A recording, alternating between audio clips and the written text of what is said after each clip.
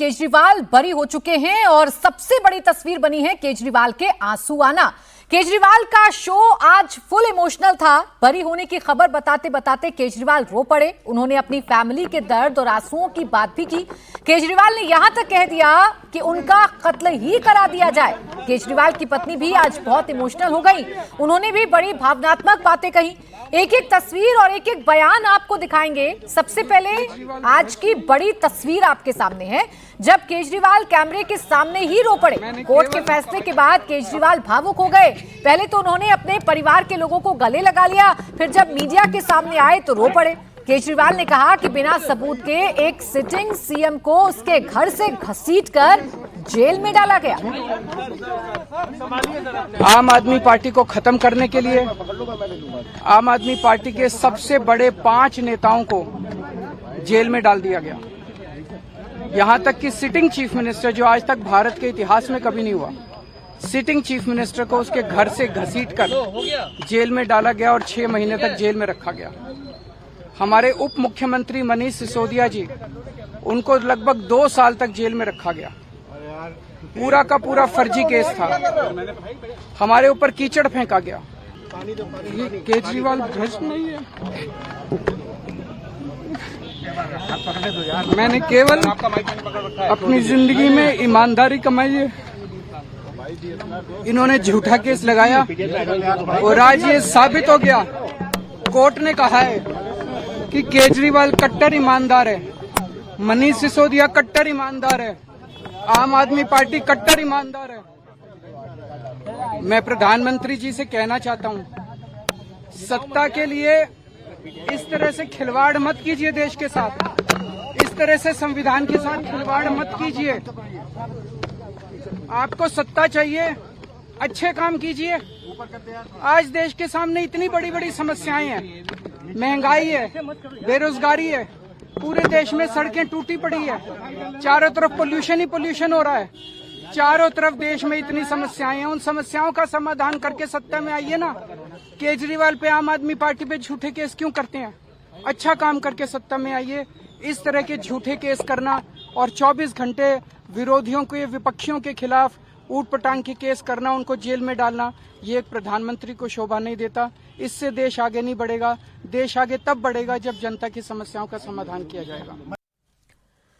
केजरीवाल ने आज अपनी फैमिली के दुख दर्द भी देश के सामने सुना दिए। उन्होंने कहा कि मेरे ऊपर झूठा केस करवाकर मेरे परिवार को भी बहुत प्रताड़ित किया गया। मैं बहुत छोटा हूं, हमारे परिवार ने बहुत भुगत भोगी है। मैं जेल गया, मेरी माँ बीमार रहती है बहुत ज्यादा, उसको अस्पताल में एडमिट कराना पड़ा। बहुत रोई मेरी माँ, बहुत रोई। इनकी पत्नी मनीष सिसोदिया जी की पत्नी, उनको मल्टीपल स्क्लेरोसिस डिजीज है, सब लोग जानते हैं।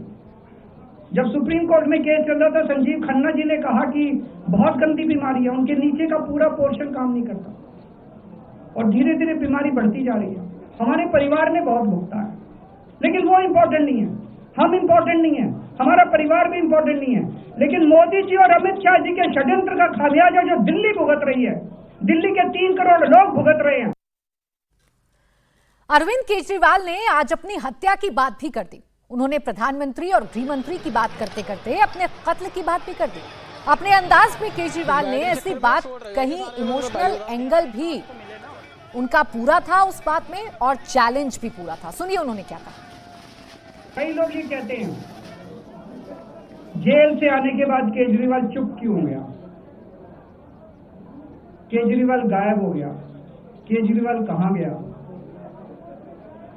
मैं कोई नेता नहीं हूं, मैं कोई पॉलिटिशियन नहीं हूं। पॉलिटिशियन को फर्क नहीं पड़ता, उनको 4 गाली दे दो, मोटी चमड़ी होती है।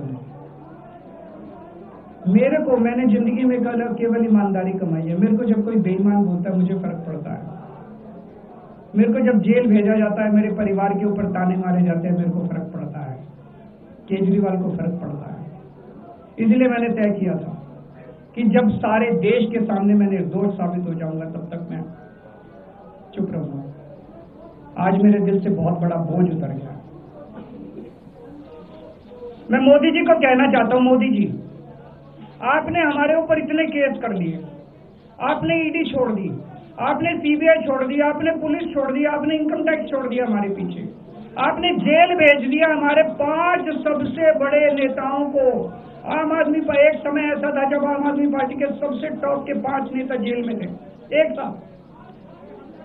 उसके बाद भी केजरीवाल का कुछ नहीं बिगाड़ सके। अब तो एक ही तरीका बचा है मोदी जी केजरीवाल से निपटने का, केजरीवाल का कत्ल करवाना पड़ेगा, केजरीवाल की हत्या करवानी पड़ेगी। उसके अलावा अब केजरीवाल आपसे संभलने वाला नहीं है। अब आपके बस का नहीं है केजरीवाल, आपने सब कुछ करके देख लिया, अब केजरीवाल का कत्ल ही करवाना पड़ेगा। अरविंद केजरीवाल ने बीजेपी, पीएम मोदी और अमित शाह पर निशाना साधा तो सीएम रेखा गुप्ता ने जमकर पलटवार किया। रेखा गुप्ता ने कहा कि ये लोअर कोर्ट का फैसला है, इसी पर वो हुंकार भर रहे हैं।